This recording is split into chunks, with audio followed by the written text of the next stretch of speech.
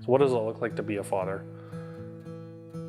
I think mainly providing for my family, and then being a mentor and a role model for my kids, especially just showing them how to treat people, how to not take things for granted, how to walk with the Lord, and just kind of be that guide, mentor, friend, father figure type deal, kind of all figure out how to lump it into one. And we'll see how it goes. Like I say, it's still 2 weeks in yet, but yeah, it would be a bumpy road, that's for sure. My thoughts about being a dad when Ty was born were I was both nervous and excited. I think it's a weird mix of emotions. For one, you're excited to teach him everything and teach him about the world and teach him especially about the Lord. But then you're also nervous and afraid I was afraid I'd mess it up and screw it up and do it wrong. But in the end, I think if we just trust the Lord with His leading, we'll be the best we can be. We're not going to be perfect as dads, but I think if we just follow the Lord's leading, we'll be the best we can. Fatherhood is being willing to humble yourself before your kids and admit when you're wrong, even though it's hard. Loving them and showing God's love to them. I know doesn't mean let them do whatever they want, but making sure that they know what love is, which is hard. Because I don't always know what that is. Protect and provide, and then provide, not just provide a house and provide a home and a family, but provide them with the tools to thrive, to provide them with, I guess, an example that's going to point them to the Lord. My own dad had a huge impact on my life, especially because he always made it a priority to put time aside for God. He always took us to church. I remember him reading Bible stories before we went to bed. And I remember as a kid just absorbing those stories and listening to every word. I remember in kindergarten, I was running a race and I was winning. And I was going to win, but I looked back and somebody was catching me, like, stop, and walked out and walked out the thing. And I was like, my dad's like, why did you stop? Would have won the race. So I think it's good to have him to push me, because I know on my own I'm not to push myself. Without him saying anything, he always showed me how to hang out with family, why it's important to be with family, why it's important to treat people properly, to value everything you have and to work hard for it, and take nothing for granted, because like that, everything can disappear. So I think that was very important for me. And then having other father figures in my life showing me how to love Janae, and just teaching me how to walk with the Lord and stuff like that was very, very important.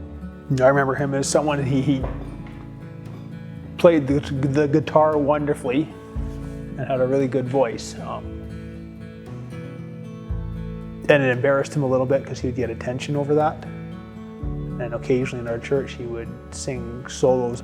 More than once he would have usually some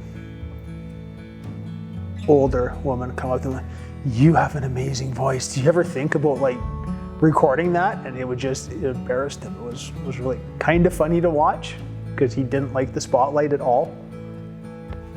I want to be supportive, but I want to hold him like this with an open hand. So as to say, I'm ready to let you go. I'm raising you to let you go and be your own person. I think that's something Chris and I want. We don't want to hold on to them and say they're ours. So I guess we're wanting to raise them knowing that one day we're going to let them go.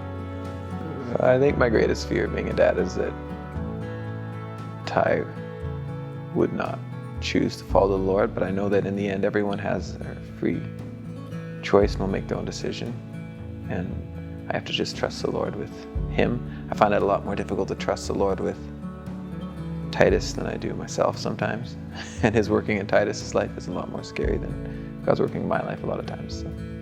And I know for a lot of kids, how they perceive their dad, that's the lens they see God through, right? How you perceive him. And so my fear is that I will taint that or skew that, it's probably unavoidable. Oh, it was amazing. I mean, just sitting there holding something that Janae brought into life. I didn't really do much except for stand there and look pretty. But just holding a little miracle in your arms, I mean, of course, immediately I saw her pop out, tears of joy. I just couldn't be more thankful. And then I look at her and it's like, holy smokes, you're gonna be a sassy teenager. How am I gonna deal with that? You're gonna be a sassy 18-year-old, then you're gonna get married, and all this other stuff. And so like, oh, this is gonna be interesting. It's gonna come too quick, so I'm gonna cherish the moments while they last. First time they wrap their hand around your little finger. You know, that's, I love that. I've always have with a little baby who's so helpless and tiny, and you know, their hand barely goes around your finger. That's always brought me joy. But also then seeing my kids sometimes make hard choices to do the right thing. Sometimes they're doing it because they know that's what we want them to do, but we've tried to also push them to, you know, you go and you pray about this. And probably some of the more really special moments have been where it's an attitude thing, and we've challenged, you know, especially the older two. Okay, you go and you just spend some time praying with the Lord, and you see what and then an hour later they come and they've had a complete change in their attitude. And you're like, all right, Holy Spirit, you're working in there, this is great. And those are moments of great joy too. Like that's even more than anything, because then I know that they already have that relationship with God. I think there's something a father has to focus more on than probably anything else is a relationship. You can only speak into someone's life and teach them out of a relationship. I think a relationship is a lot of times where it starts. A lot of time it's a tendency for myself to want to start with direction and this is what you should do and this is how you should go, but I think we can often skip, or I can often skip the relationship side, and I have no ability to speak into Ty's life without a relationship. Being a father can be hard, and most of the time it's hard, but I think the good times kind of erase the hard ones, because kids can be pretty funny if you just spend time with them. I mean, I'm a pretty simple guy. It's like God, food, bed, wife, kids, I'm happy.